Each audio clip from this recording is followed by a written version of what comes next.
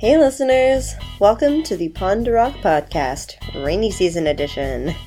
I'm your host, Alex Nash, an education volunteer from Columbus, Ohio. October is one of the main rainy months at my site, and with the rain comes perfect tea drinking weather. So naturally, I invited my host mom, Miss Cutie, to share her story with me over a cup of tea one rainy afternoon.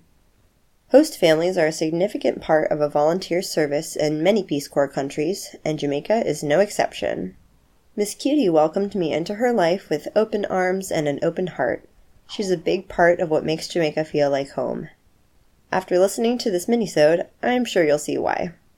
Without further ado, let's relax, maybe make a cup of tea, and enjoy the show. Did you want to take Peace Corps who first asked you? Was it Pastor James? Yes, Pastor James asked me.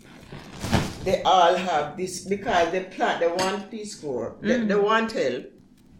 They have conference over me.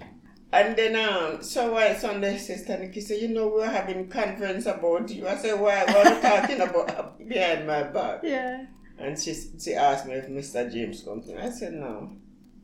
So then he come to me the next day and asked me if I could.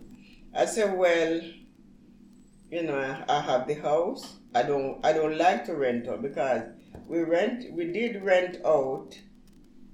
It was just a studio apartment on that side. Oh, on the other side? It was just one big studio apartment. Is me cut it up into room down there. And my husband and that guy, he gave him a hard time. He never wanted to pay the rent. Oh, was it before you came back from the States? Before I came home. Oh, gosh. Before I came home. Because I spent 5 years after the house bill to finish pay off my bills and everything. And my husband was here. Sister Maureen and Sister Danny, all of them used to work for him. So anyway, after that now, his brother, because down here, we just keeping it as for the family when family come we have. So his brother from England decided that they want to come home to live, to stay like every 4 months they spend here, and the whole summer month they want to spend. So he asked his brother if he could turn it into a flat. My husband fixed up because out in there, the kitchen, that was the washroom. But then they want a flat. So they need a kitchen and everything. So we turned down there into the washroom into the kitchen. And they were good because they used to come every year and we never have no problem with them. He was retired, but his wife was not. So sometimes he used to come by himself. And when his wife have time, she come out. So most time I used to cook for him. That's how this apartment come about down there. Then after they decided, they said, well, they won't keep the apartment, they can't keep the apartment anymore. So everybody started asking, can you rent? Can you rent? And people just want to come and sit and don't want to pay rent. And it cannot work.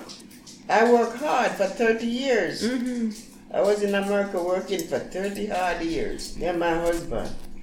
Wow. That's how we attained this. So I said, I can't work so hard and let people aggravate my spirit. So I said, I'd rather not rent it out. Then Mr. James come and ask me if I would rent to Peace Corps. So I said, all right, I'll try Peace Corps. So I tried. It worked out okay. Yeah, it did. It really, up to this point, I don't have no problem with Peace Corps. Andrew was the first one, and he spent 2 years. I think there wasn't bad. We try not to be too rowdy. No, but he wanted me to teach him how to cook and blah blah. So I did what I could. Yeah. Well, you're a good cook, so I'm sure. He learned. Yeah, he wanted to, because he's not like you, because you're a woman and you can do things for yourself. But then I don't think he didn't know how to boil water.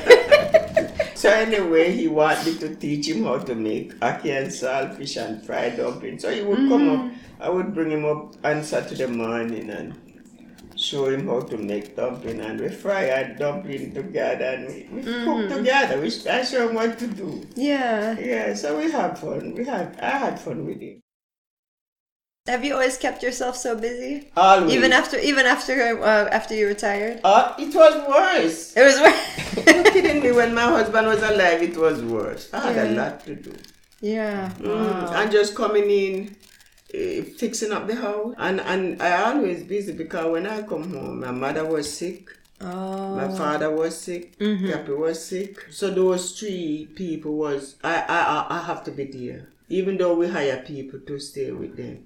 Right. But they don't feel comfortable because sometimes the people them not honest, and things like that. So I have to always, every day I have to go see my parents. Yeah, so I was busy for that with my husband. Because when you have a husband, it's different. They're demanding sometimes. So then come, who else? Then come my sister, they move home too. 5 years after we move home, they move home too. So then we always busy going back and forth to each other, helping each other, settling down and stuff like that. So that was it. So we have a lot of stuff. We did have a lot of stuff when it come to do. Yeah. So Monday now, I have planned. I go to the embassy. I'm gonna go to Junction. I'm gonna see the guy. To take me to town. Oh, that's good. Yeah, you're gonna have to leave out early, aren't you? Very early. I want to leave early to go. You're gonna leave the 15th. You'll come back the 15th, you say? And then I'm gonna leave either the 15th or the 16th, and not sure. Yeah. So at least you will be back. Yeah. So at least it can be alright. Yeah. We just don't want to leave him alone in the house. Yeah, I understand. Yeah, I'll be here. You'll be here? Okay, so that's you're going yeah. So you're actually going for 2 weeks? Yeah. I tried to book it so that if everything goes well, the flight should be back early enough that I can get the early Knutsford back. So it won't be late like last time. Yeah, well, if you still have to come back and you want Mass Dalfus to pick you up, then you just take Dalfus' number.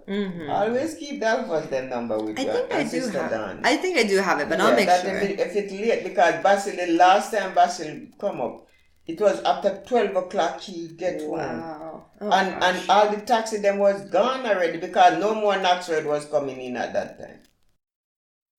But I feel lucky here that all the drivers are really nice, and even in Junction, I've never felt unsafe or anything because everyone's always looking out for me, and the drivers know me and they'll look for me and say, "You ready?" So I don't ever feel yeah. And then since everybody knows you and Cappy, it's just they know me. Yeah, they look after me. I think that helps. It's about time for a good afternoon nap now, right? I was fixing up pants to Cappy for the funeral. Saturday is the funeral, Right, yeah. And you say you have choir practice tomorrow? Yes. I have to go to Junction now tomorrow and then choir practice. Yeah. I'm glad you didn't have to go today with the rain, and then you can just kind of rest up. Definitely, I'm gonna get my stuff together now and rest up. Yeah. It's nice to take a minute for a cup of tea, though. Yes.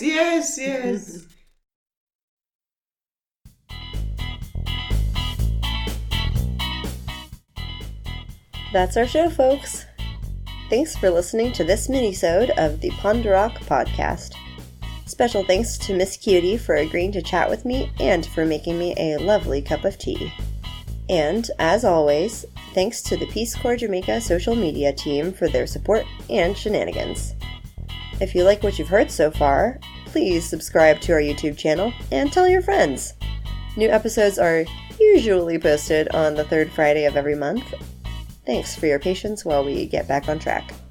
To learn more about Peace Corps Jamaica, you can find us on Facebook, Instagram, Twitter, and at peacecorps.gov/Jamaica. Bye!